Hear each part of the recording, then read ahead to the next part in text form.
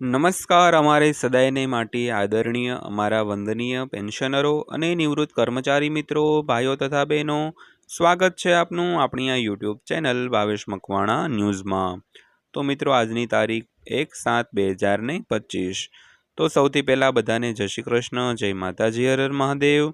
તો મિત્રો આજના વિડીયોમાં આપણે વાત કરવાના છીએ ગુજરાત રાજ્યના પેન્શનરો અને નિવૃત્ત કર્મચારીઓને 10 વર્ષ બાદ મળી છે આ મોટી ભેટ। તો મિત્રો કઈ મોટી ભેટ મળી છે તેની આજના વિડીયોમાં આપણે વિગતવાર ચર્ચા કરવાના છીએ, એટલે વિડીયો તમે અંત સુધી જોઈ લેજો। અને હજી સુધી આપણી આ ચેનલ સબસ્ક્રાઈબ ન કરી હોય તો ડેઈલી આવી જ માહિતીઓ મેળવવા માટે આપણી આ યુટ્યુબ ચેનલ પણ સબસ્ક્રાઈબ કરી લેજો મિત્રો। તો શરૂ કરીએ આજનો વિડીયો। તો વાત કરીએ તો ડીએ મર્જર કેન્દ્રીય કર્મચારીઓ માટે એક મોટું અપડેટ આવ્યું છે। તો કર્મચારીઓ માટે મોંઘવારી ભથ્થું ખૂબ જ મહત્વપૂર્ણ છે। તો હવે તે શૂન્ય થઈ જશે। તો કર્મચારીઓના મોંઘવારી ભથ્થામાં મોટો ફેરફાર થવા જઈ રહ્યો છે। તો આનાથી કર્મચારીઓના પગાર પર પણ અસર પડશે। તો ચાલો જાણીએ કે 1,20,00,000 કર્મચારીઓના પગાર પર તેની શું અસર પડશે મિત્રો। તો મિત્રો ખાસ કરીને કર્મચારીઓનું મોંઘવારી ભથ્થું છે તે હવે શૂન્ય થવા જઈ રહ્યું છે। અને આના લીધે 1,20,00,000 કર્મચારીઓના પગાર અને પેન્શન પર શું અસર પડવાની છે તેની પણ આજના વિડીયોમાં આપણે વાત કરવાના છીએ મિત્રો।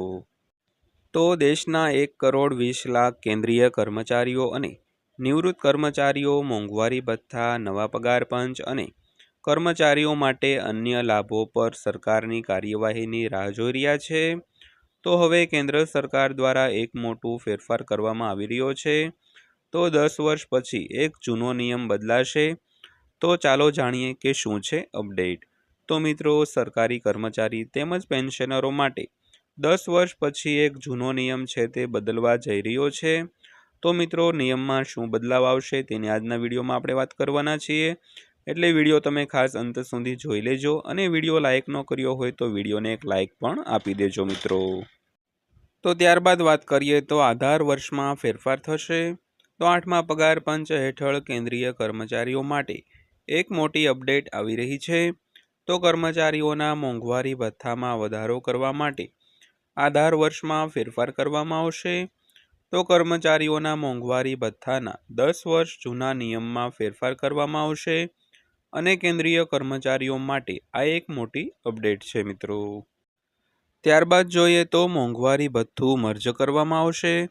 કેન્દ્રીય કર્મચારીઓના મોંઘવારી ભથ્થાને મૂળ પગાર સાથે મર્જ કરવામાં આવશે। તો આનાથી કર્મચારીઓના કુલ પગારમાં પણ વધારો થશે।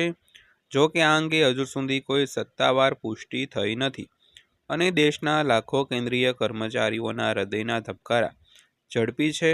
તો દરેકની નજર એક જ પ્રશ્ન પર ટકેલી છે મિત્રો। ત્યારબાદ જોઈએ તો 10 વર્ષ જૂના નિયમમાં થશે મોટા ફેરફારો। તો કેન્દ્રીય કર્મચારીઓ માટે 10 વર્ષ જૂનો નિયમ બદલાશે। તો આ નિયમમાં ફેરફાર સાથે મોંઘવારી ભથ્થું ફરીથી શૂન્ય થઈ જશે। તો આનાથી ફક્ત કર્મચારીઓને જ ફાયદો થશે। તો કર્મચારીઓ માટે આ એક સારા સમાચાર હશે। તો આનાથી કર્મચારીઓને સારા ફાયદાઓ મળવાના છે મિત્રો। તો ત્યારબાદ વાત કરીએ તો આ સરકારની યોજના છે। તો હાલમાં કેન્દ્ર સરકારના કર્મચારીઓને બેઝ યર 2016 મુજબ મોંઘવારી ભથ્થું મળે છે। તો all India consumer price index data તેમની સાથે ગણવામાં આવે છે। તો બેઝ યર 2016 આમાં ખૂબ જ મહત્વપૂર્ણ ભૂમિકા ભજવે છે। તો સરકાર હવે તેને બદલીને 2026 કરવાની યોજના બનાવી રહી છે। તો 1 જાન્યુઆરી 2026ને આધાર વર્ષ બનાવવામાં આવશે। તો આનાથી મોંઘવારી ભથ્થું ફરીથી સેટ થશે અને મોંઘવારી ભથ્થાની ગણતરી ફરીથી શૂન્યથી શરૂ થશે। તો એટલા માટે આધાર વર્ષ બદલાઈ રહ્યું છે। તો સરકાર બેઝ યર બદલી રહી છે કારણ કે એક દાયકામાં લોકોની ખર્ચ કરવાની આદતો બદલાઈ ગઈ છે। તો 2016માં ખર્ચ પહેલાં જેવો રહ્યો નથી। તો 10 વર્ષ પછી ફુગાવાનો અંદાજ પણ ઘણો બદલાઈ ગયો છે। તેથી આપણે 2016ને બેઝ યર બનાવી શકતા નથી મિત્રો। ત્યારબાદ જોઈએ તો ડીએની ગણતરીમાં શું ફેરફાર થશે। તો 7મા પગાર પંચમાં ડીએનું મૂળ વર્ષ 2016 હતું। તો જ્યારે 8મા પગાર પંચમાં ડીએનું પરિમાણ 2026 હોઈ શકે છે।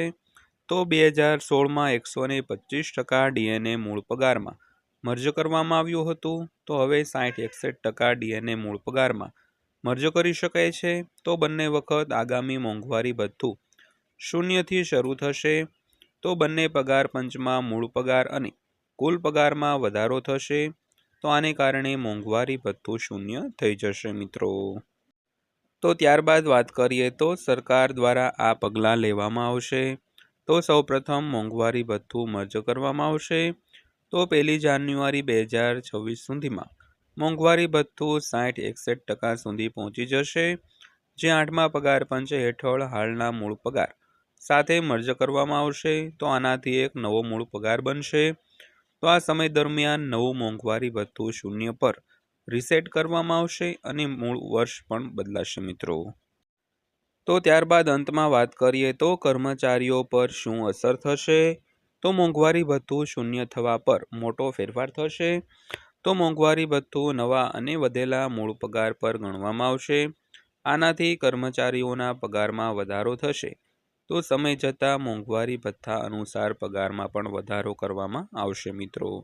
તો મિત્રો આ હતી આજની માહિતી પસંદ આવી હોય, વિડીયો સારો લાગ્યો હોય તો વિડીયોને લાઇક કરજો અને આવા જ વિડીયો જોવા માટે આપણી આ યુટ્યુબ ચેનલ પણ સબસ્ક્રાઈબ કરી લેજો. તો ફરીવાર પાછા મળીશું આવા જ એક નવા વિડીયો સાથે, નવી માહિતી સાથે. ત્યાં સુધી સૌને જય હિન્દ, વંદે માતરમ.